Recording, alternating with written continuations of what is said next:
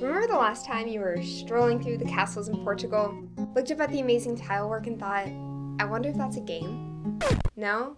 Yeah, me neither. But that is the backstory of one of the most popular games of the past several years, Azul. Today, we're going to teach you how to play. Let's go.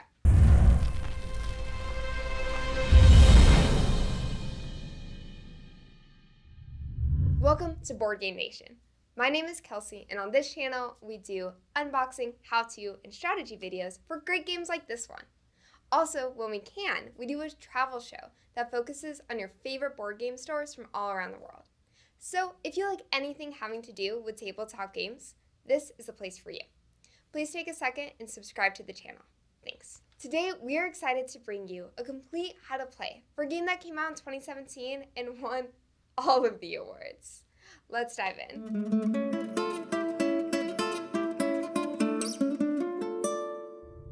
Setup is easy. Give each player a player board and one of the tiny black cubes. Place the cube on the 0 on the board. You will use these to keep score. Next, you're going to place the coaster-looking pieces, actually called factory displays, in the middle of the table. The number of factory displays that you put depends on how many players you have. If you have 2 players, put 5 of them in play. If you have 3 players, place 7 of them in play. And for a full game of 4 players, place all 9 factory displays in the middle of the table. You want to try to arrange them so that everyone can reach all the displays. Now we need to decide who's going to go first. The directions say that the person who last visited Portugal goes first, but if no one in your group has had the pleasure, pick however you like. My group says that the person who most recently has been out of town plays first, but it's up to you. Once determined, give that person the tile with the number 1 on it. This is the first player tile. The person with this tile is going to set up the factory displays.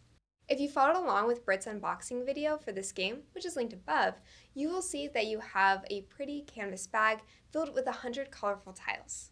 Place 4 of these tiles, pulled randomly from the bag, on each of the factory displays, and leave the rest in the bag for later use. With that, setup is done and you are ready to play. Before we dive into gameplay, let's look at the player board and give you some quick vocabulary. This is the scoring track. This section is called your floor line. This is your wall, and these are the pattern lines. Let's play.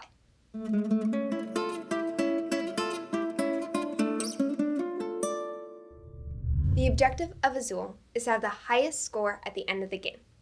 The game ends when any player has completed a horizontal line on their wall. Players will score points along the way, but can also rack up big points at the end of the game with bonus points. Azul is played over multiple rounds consisting of 3 phases of play: factory offer, wall tiling, and prepping for the next round. First is the factory offer. This is where the majority of the action happens in Azul. This phase starts with the player with the first player tile. They place the first player tile in the center of the factory display circle, and then take the first turn. During a player's turn, they pick tiles in one of the following ways. You can take tiles of a single color from a factory display and move all the other tiles into the center of the table with that first player tile. Or you can pick all the tiles of a single color from the center of the table. If you're the first player to pick tiles from the center of the table, you also take the first player tile and place it on the leftmost available space of your floor line. Once you have selected your tiles, add them to one of the pattern lines on your player board. A few things about tile placement. You can only have 1 color of tile per line.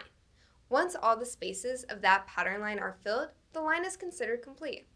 If you have picked up more tiles than you can place on your chosen pattern line, you must place the excess tiles in the floor line.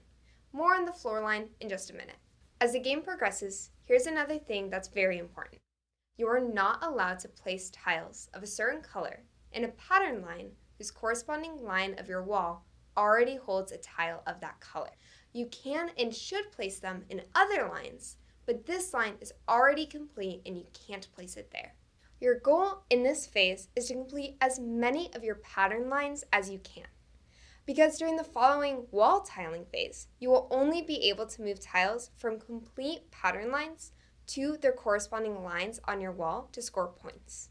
Alright, time to talk about that pesky floor line. This game takes conservation very seriously and punishes wastefulness. Any tiles you have picked that you cannot or do not want to place according to the rules we talked about, you must place in your floor line, filling its spaces from left to right. These tiles are considered as having fallen on the floor and give minus points in the wall tiling phase. If you are unlucky enough to fill the floor line, take heart in the knowledge that your points can never fall below 0, and place any more wasted tiles into the box top. Don't put them away, they will be coming back soon. The factory offer phase continues until all the factory displays and the center of the table have no more tiles remaining. After the last tile is drawn and placed, we move on to the wall tiling phase.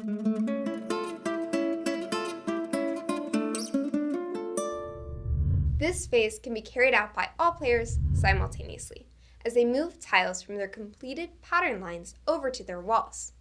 Go through your pattern lines from top to bottom. Move the rightmost tile from each completed line to the space of the same color in the corresponding line of your wall.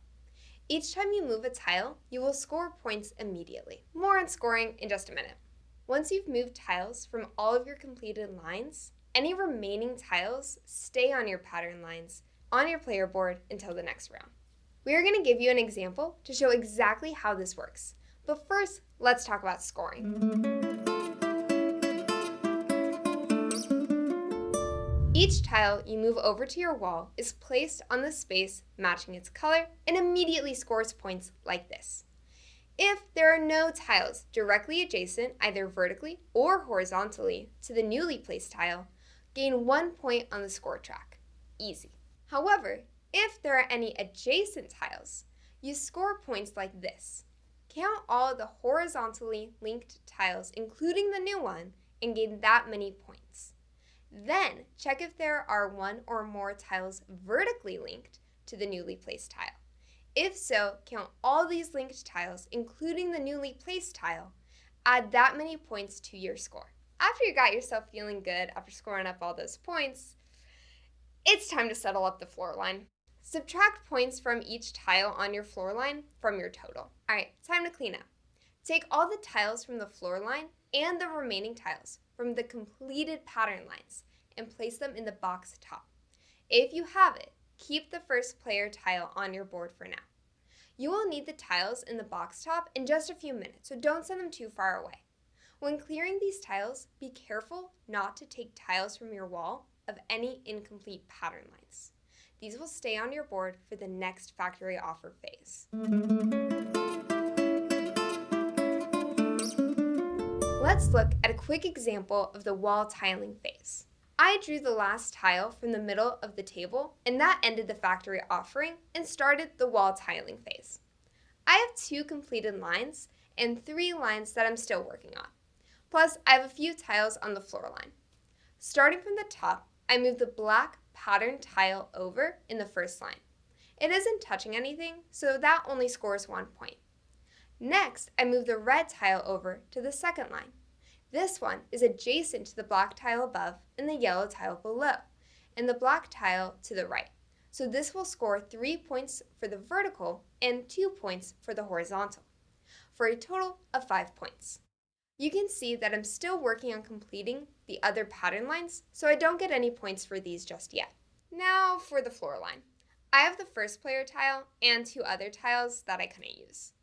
I lose 1 point for each of the first 2 tiles and 2 more points for the third tile. So down 4 points, but not too bad.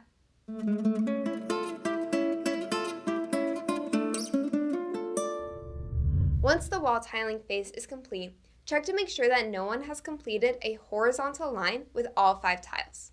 If they have, the game is over and you move on to end game scoring. If not, it is time to prepare for the next factory offering. The player with the first player tile on the floor in the last round goes first and will reset the factory displays. This player refills the factory displays with 4 tiles each from the bag. If the bag becomes empty during the process, refill it with the tiles you've been tossing into the top of the box.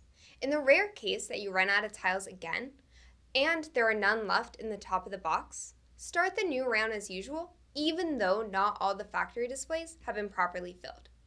Once the factory displays are ready, the first player tile goes back in the middle and play continues as before.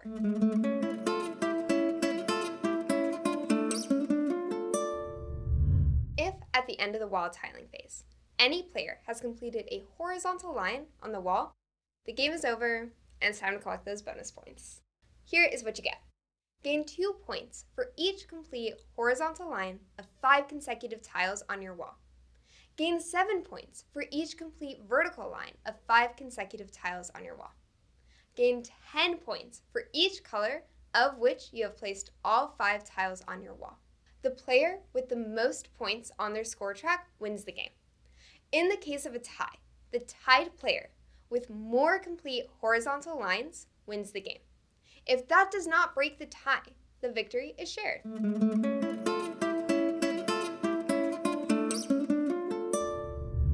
Once you have a good handle on these rules, you can mix it up by flipping the board over and playing with the gray wall.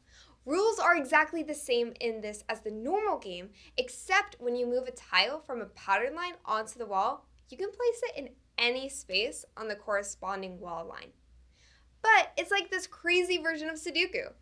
As the game progresses, in each of the vertical lines on your wall, no color can appear more than once. This added complexity is fun, but can get tricky in a hurry. And if you mess it up by completing a pattern line with no place to put it on your wall, then that entire pattern line falls to the floor line. If you enjoyed this game, you might also like some of the other great games that Board Game Nation has featured. You can find a link to those over here. For more about Azul, click over here. For our most recent videos, here is your link. And if you're ready to join Board Game Nation, click here to subscribe. My name is Kelsey. This is Board Game Nation. Thank you so much for watching, and we will see you next time.